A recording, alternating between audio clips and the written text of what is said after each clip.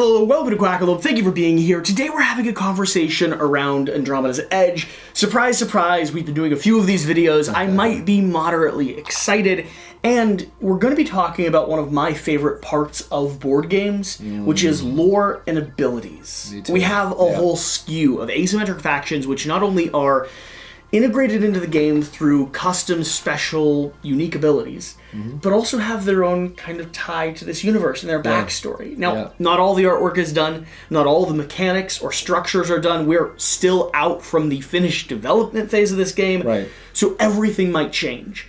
But I wanted to start this conversation by talking about things that are cool. Like, what's the lore? What is incorporating here? What are people able to speak into? And what are the mechanics that we're exploring, right? Because for me, that's been really fun to discover and watch as not only have I played out, but other people have played out on the table. I almost don't even want to make a game without variable player powers. You know how hard it is to make a game like Flamecraft and not inject like a superpower to your you know, I love that part of games. They can be dangerous, but it's my favorite part. So let's start with the high level. Okay. What's the lore of Andromeda's Edge? What's happening here in the galaxy we're setting into? So you are a desperate faction, and you have been chased here by you are a desperate faction. You've been chased by Unity, which is this force that, you know, has hunted you down. Okay. You've reached the edge of the Andromeda galaxy, and you have only a space station and a couple of ships. Resources are limited. You need to find out what is out here and rebuild. So you are going to take pieces of a precursor civilization, this space junk that's floating around. You're going to build on your station. You're going to create new pathways to victory. You're going to find planets, and you're going to build great developments on them to rebuild your civilization. But other factions have the same idea, and they're coming here to take what you could take. And there's also these extragalactic raiders appearing out of holes in the nebula, intent on destroying you and crushing you for supremacy in the Andromeda region. So it's not safe, but it is exciting, and you want to be here for your new home. I've got so many rabbit holes I want to go down to. I'm not going to, but just like the weird questions that my brain's coming up with is like, who's this civilization on the edge of the galaxy that like all this destroyed stuff is now floating in? Or what is the Andromeda region like? Or Unity, the AI player that we actually get to fight solo or incorporate into the core structure of the game. It sounds to me like there's some type of hive mind just incorporating everything into their being, but I don't know. I'm looking forward to discovering. We're playing with all those sci-fi tropes, right? So what's really exciting about Andromeda is in the beginning, and maybe this is due to the fact that of course, we made Dwellings of Eldervale. I made that with Luke Laurie, and I love the ability to bring in. One thing that surprised me is I said, oh, well, it's going to be elves and dwarves, and Luke said, how about pirates? You know, how about something just out there, it's got beings that have warped in, and it's got all sorts of stuff. And I said, well, wait a minute. Well, now we're in space. Why can't that have a jungle faction or fungi, or why can't it have, dragons or whatnot? It can have everything. It can have anything. It can have everything. And so we're going to play with that in this game. We're going to have some factions that are practically wiped out, and they're coming here, and other factions that want to poke around in the nebula for scientific discoveries, and all of those are going to mash together. Just all these conflicting interests. So, all right, we're here to talk about the factions. Okay. We can get into the wider lore. We can talk about the Andromeda region later. Sure. Let's talk about some of the factions. Now, right now, we have like 6 to 8. Yeah, what we want to do is launch with the game. Let's say the game, the core box is looking to play 1 to 5. Okay. So we want to have enough factions in there at the start that you have variety, right? Sure. And in Dwellings, I know that we did launch with 8 and grew to 16. I think here we're going to launch with about 8. And see where you go. And see where we go. Cool. I have an exciting number, but I don't want to talk about how, because I want to see But depending what the audience engages with and does. It is up to you to decide how many cool factions we have. We're going to dev quite a bit of them while we're in our sort of Discord. We're going to try things. Yeah, just to see what works. Luke's got nods in some of those experimental factions to things like, there's sort of there's actually a Dwellings faction called the Elders of Dwellinon, and it's got its thing. He's also got like a nod to some of his older games. Like there's a nod to Cryo There's one that's a nod to Rise of Tribes due to my partner Brad Brooks. You just have a lot of gentle love letters. Yeah, because this is a fun process. This is like my favorite part. Yeah. And we have one nod to Mission Catastrophe. That's cool. Just like we know that lore, and it's like, well, they'd be in space too. Actually, they would be right here. They probably are being hit by meteorites on the edge of the Andromeda region right now. Your special ship when you play that faction is the Casimir, and it's gonna have some really fun things that happen. I love it. Okay, anyway, okay. Yeah, sorry. But right now we've got. Let's talk about the base ones. 4 with artwork to talk about. Yes. We've got 2 without artwork to like explore. Yeah. So let's dig in. Let's start discussing what people are going to be seeing. Sure. I'm gonna start with one of my favorite bits of Luke's lore here. And it's the Darkstar Acolytes. Okay. Now, I actually showed this art on a Gamefound update, and that's where you can sometimes catch some of these glimpses. We sometimes drop it in Discord, we drop it on the Gamefound updates, and we come over to Quackalope to give you even more. I had to beg. I cried 3 times. The Darkstar Acolytes to me are really interesting because what they have, they only have one ability, and that's a ghostly presence. But I'm going to read you a little bit what Luke wrote about them. Okay. Beneath their shrouds, the motives of the Acolytes are difficult to discern. They draw power from mysterious sources, and they are thought to possess powerful mental abilities that make up for their primitive technology. Feared by Unity, they have been hunted, but not destroyed. Interesting. They have a special science vessel called the Prophet, and that vessel allows their other damaged ships to survive in the scrapyard and come back and actually activate your engine. We don't know how that magic works, but that Prophet controls that power. Now, if you haven't built that Prophet, you do have a ghostly presence that allows you to secretly use one of the Alliance bases on your return to station. That's huge. Yeah. It's a big power. But it also is it's a different way to play. So, not to get too much into mechanisms, but the thing is that most people want to build as many workers in a worker placement game as you want. The Darkstar Acolytes want kind of to plays the opposite way. They want a lean, mean force. Because you only get to use that ability when you're out of ships. When you're out of ships specifically. I love that one. Very cool. Yep. Who else do we have? Who else are we talking about? Sure. Let's talk about the Arkanoan Shipwrights. Okay. Now, power has been fluctuating a little bit. Like ship makers. But yeah, we wanted a faction that builds ships. Sure. And if you look at the artwork on this one, there's sort of over a rainbow bridge. You can see ships building in the background. This is a big tech kind of Civ, right? The Arkanoans are the followers of an outlawed religion with ties to the ancient shipbuilders guild. They are masters of their craft and believe their vessels will take them to the promised land. Oh, interesting. Yeah, so they want to build their entire armada. That's sort of what they want to do. Yeah. Now we're kind of playing with it. I find religion in space fascinating because you've seen so much more. Right. Yeah. Sorry. Just a tangent. No, I know. I'm so intrigued right now. So part of it is fun to sort of we're thinking about what causes a faction to come here. It's not really part of the gameplay. You just play. But it's just fun to flesh that out. Why are they here? It also informs. We want Andromeda to feel gritty. We want the modules to feel broken. We want your faction to feel like these are the last chances you have. Yeah. And the Arkanoans are going to have an ability. They're going to be rewarded for getting their ships, getting their armada out. That's different than the Acolytes we just talked about, who don't want a lot of ships. Yeah. The Arkanoans are going to want an army. They're going to want eventually to have a bunch of ships out there. Interesting. Yeah. Who else do we have? Okay. Something I want to talk about is the Pulsewar Refugees. Okay. Okay. Now these have been dominating our TTS games. I love that name. Yeah. It's growing on me. I was a little bit like Pulsewar. Yeah. So Luke has a Pulsewar idea. This faction is a group of peaceful civilians whose planets were destroyed during the Pulse War. They banded together with what vessels they could find and out of desperation fled to the edge. I want to know what the Pulse War is so bad. Yeah, right? That's so cool. It's really interesting to think about this faction, which rewards you for not having anything. So if you don't have cards, it gives you cards. If you lose a battle, you actually win with this faction. They have the ability with their special ship to get out of conflict. So they have lots of options. They could win, they could lose, they could run. Okay. I think that's so fun. The only thing that we might have to do is maybe we might have to nerf them. They're so good. No. They're so good.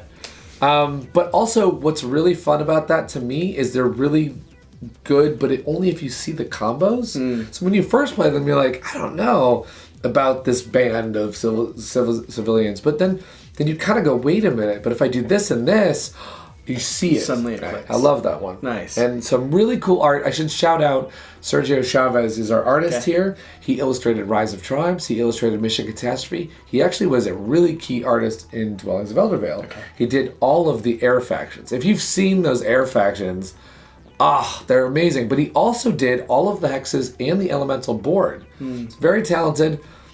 He told me that he actually doesn't like to draw spaceships. Oh no! So you might see factions that are focused more on the beings and the worlds, which I think is actually that's cool. Even more fun sometimes. But if you see the poster, like the shipwrights, where it's not a spaceship. Yeah, you're actually seeing this whole scene in construction. Yeah. Now, if you see right now, our current cover is this massive scene with an obelisk and all these ships flying through. And when you see that, you understand that the artist was like, ships. But he did. But it's amazing what he did. Nice. When he doesn't like something. Imagine if we give him a project and he's like, I want to. He's like, I enjoy that. So the fourth one that we have art for, right? Yes, the Nebulon Cloudpeople. Now that is the one that I told Luke I want to see something with theme, like refugees. I wasn't sure I could see the theme, but I was like, ooh, the Nebulon Cloudpeople. Now we're talking. They want to scrape their ships against the nebula to collect ice and energy. They want to study the nebulae and poke around. So they're a fascinating race. It says here, the Nebulons come from a system that contains many gas giant planets. They've mastered the art of mining these planets for fuel. They're drawn to the edge by the mystique and grandeur of the nebulae bordering Andromeda. So they are curious. And in that curiosity, they have an ability called Drift. And in the Drift ability, you can shift your position right before you place. And that, to me, is going to be so much fun for the people who want that flexibility. See, and I'm just asking, where else have they explored? Right. They've come here, but have they taken all the energy from somewhere else? I'm not sure if they're actually good. You don't know, like, what are they doing here, and what else have they done? Yeah. Because they're just kind of there. And when you see them playing the game, they play just like that. They snuggle up next to the edge here, and they just kind of float through. And unless you deal with them, unless you like go and knock them out of the sky, they just start generating. And fascinating to see what happened to me. I was playing them against you, and I was getting some amazing discoveries out of the nebula. Yeah. But I was also getting my butt kicked. Yeah. So I don't know. You have to constantly think about, well, when is the right time to stop doing that and to arm up for the battle at hand, right? Yeah. Very interesting faction, and we have art for them to show you. Okay, so we have two that don't have artwork. Yeah, I'll talk about two more that I think are... So use your imagination. Let us know how you would illustrate them down below. The Funganer Sporegods. Oh my gosh, I just played them and they're so cool. I mean, we had to have a function that is a faction of sentient fungi.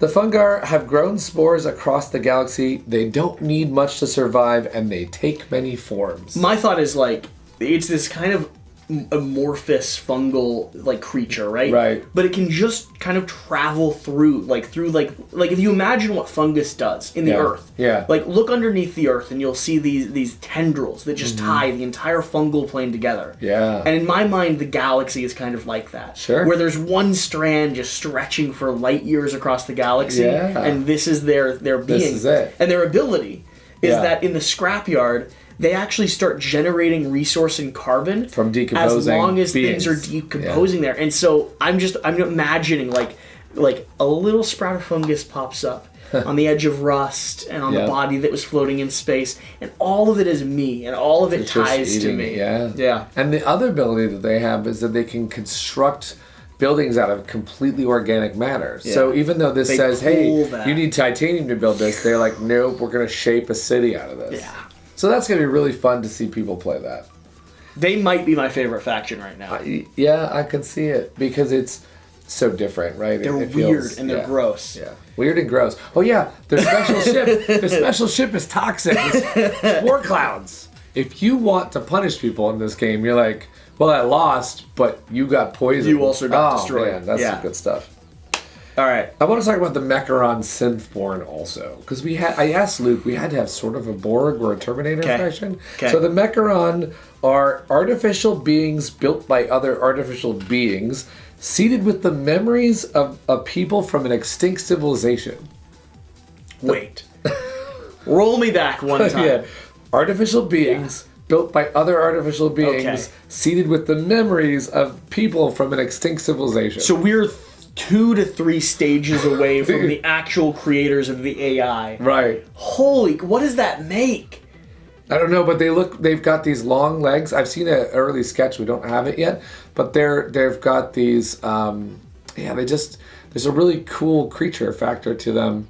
And you know, they're all mech, right? So your special ship is a Terminator, which when destroyed gets back up. When they are all destroyed, they get energy, they charge again.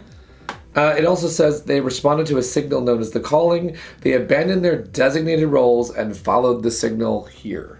So what does that mean for Andromeda? What? Who turned on that signal, right? And which stage in development was that signal imbued? Right. Was it the original creators that like stuck it in and they just left the AI to build? Yeah, that all of a sudden. Or was it like stage 2 or 3 of the AI development that was like, this will be important sometime. We need to install this here, you know, like, and also, if they're full AI, but yet following their orders, where's that line drawn? Sure. Like, how much choice do they have? Absolutely. I love this. Now, some of what this lore is also, we're going to bring this a little bit into the puzzles we're doing too, because, you know, when you're doing puzzles all the way up to the actual campaign launch, right? Absolutely. I love doing that stuff, and so does we have Richard Molina Weber who does our puzzles, and he did the ones for Flamecraft and for Dwellings.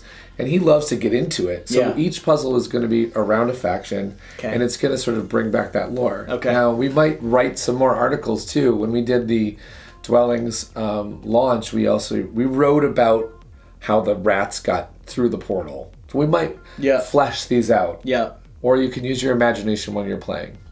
I'm so here. Excellent. So for the hardcore fans. Yes. Because they're the only people watching right now. Like, your biggest, like, the people that are there day one, leaving comments, do you have anything you can just spoil? Ooh. Can I show them anything that they're not supposed to see, technically? Spoiler. What do you have? I know you've been getting stuff while you've been here. I've seen you smiling. I do have something. Okay. I do have something. So, we made Flamecraft, right? Okay. It's a little different than this universe, right? Yeah. But our Flamecraft audience is in our Discord saying, can we have dragons? Can we do that? Can you? So I did ask Sandara Tang, the artist of Flamecraft, if she could lend one of her awesome dragons to the cause. Space Wyverns are now in this game.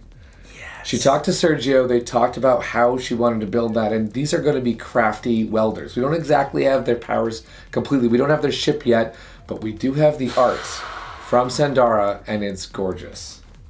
I'll see you, like, right here. And this is the first peek at it. We are going to find a way to get this in the game as a promo or something fun. We'll reveal that on a Gamefound update. So if they want to figure out how to get their hands on this, you need to follow on the Gamefound now, and we'll tell you how to get these dragons as well. Oh, my heart. Yeah. I want a novel. I want a comic book. Okay. I'm telling you what I want. I'm a fan at this point, okay, Peter. Great. All right, excellent. I'm listening. I'm the one, like, they get to say it in the comment section. I have the pleasure of sitting right next to you and saying, please give me a flesh this out. Space Hulk plushie. I would like a comic book series built in this world. If you could have an entire, like, built-out lore guide for each faction that's coming in here. I need to know what's happening with Unity, for the record. Yes, absolutely. I don't know what's going on, and I'm a little terrified. Yeah. And also, I think the first comic book that you should release has to be built around the idea of the fungus spores that are traveling through space. That's a pretty neat one, because I'm personally attached to that, and I'm all for it. Well, luckily, we have this video. Quackalope provides this awesome flavor every time you preview a game. I love that part of it. I like that you get into that. This is how I play games, though. I visualize stuff. Me too. Like, if you want to get me hooked in a game, I kind of need to know where I'm setting it down in, right? Can you believe there's games that don't do that in any way? Oh, I found There's games. no connection? I ding games. Like, when I played Azul, I read the flavor text, the little 2 sentences they had, and then every time I play, I imagine that I'm doing tile laying and building a bathroom wall or working on a cathedral. Like, it's just how I experience board games, and I love it. Don't ignore the flavor text. Don't ignore the flavor text. Don't do it. Let us know down below.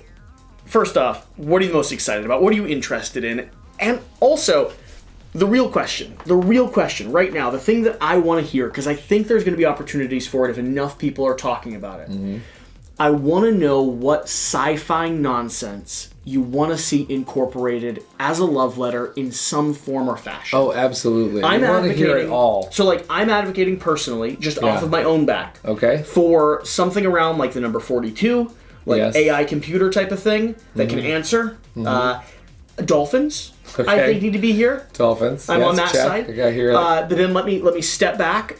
Ender's Game is probably one of my favorite sci-fi books of all time, period. Okay. And so, like, I sort of want either a hive mind faction or something that pays homage to a faction that doesn't know that it's, like, there. Right. Like, doesn't know what it's actually, like, doesn't realize what it's actually doing. Mm-hmm. So that's something that's on there. Yeah. I don't know. We've had great suggestions in our Discord. I want a Space Lion. Okay, I know where you're going. I want a with Space that. Lion. Space Lion. Keep it in mind. I love the care that you guys put into this, and I don't always see publishers, and I know a lot of publishers do have fun with this, but I guess I'm never on the side as a community member of this part of the conversation this early on, where I'm like, oh, you're doing the stuff that I would do if I was in charge of a board game. Like, you're having fun with it. Yeah. So what's the next fun thing? Like, if you all leave a comment and people support that and echo that, and I almost guarantee it'll probably wiggle its way in some form or fashion. Luke Murray is listening. He comes on our Discord. He chats with everybody. He tweets all the time. He'll be on this video. He'll be on the Gamefound comments. Honestly, if there's a part of sci-fi that you love, let's hear it. Yeah. Because although I'm more of the dragon guy, Brad Brooks and Luke are definitely the sci-fi guys, and they want to pay that homage. They want to make sure it's in here. You know, we have this game has a little bit of Star Trek. It has a little bit of Star Wars. So we're fine with wherever we go. I've recently become the biggest Brandon Sanderson fan. Okay. And he has in his series, he has a character that goes from book to book to book. He's one of the first authors to ever go, I'm writing disparate novels that stand on their own, and yet there's a character that ties them all together. That's really cool. I love that stuff. I kind of want, even if he's just like a shadow in the background, I kind of want something that you can point at and be like, that's him. He's here too. He just exists. That's great. There's so many things, though. I know. The world is endless, full of possibilities. I mean, all right. Andromeda, it's an open. Thank you for watching. If you can't tell, I'm insanely excited about this, and excited that we get to have this conversation, and excited that you're extending the conversation to the audience. Happy to. So this might be if you've noticed, this video on lore and story might be the video that I'm the most glowing about. It's so fun to talk about. Variable player powers too are the juice to me, right? Fun. You know, I play again and I go, ooh, this time. All right. Yeah. I've got to cut it, or I'm just going to keep going on and on about nonsense that I care about, and you all probably don't even don't even know about. Oh, they care. Some of them Thank you. But everyone cares about their own specific. Yeah. Like, I'm just talking about my own specific. Sure. And I've got like 10% of the audience that's like, oh yes, that'd be amazing. And then 90% is like, but what about my specific? Yeah. We'll do that too. We'll do that too. Thanks so much for being here. Go follow the Gamefound page, link at the top of the video description. Hit the subscribe button as well. We're going to have a lot of stuff coming out on this game. And with that, goodbye. Cheers.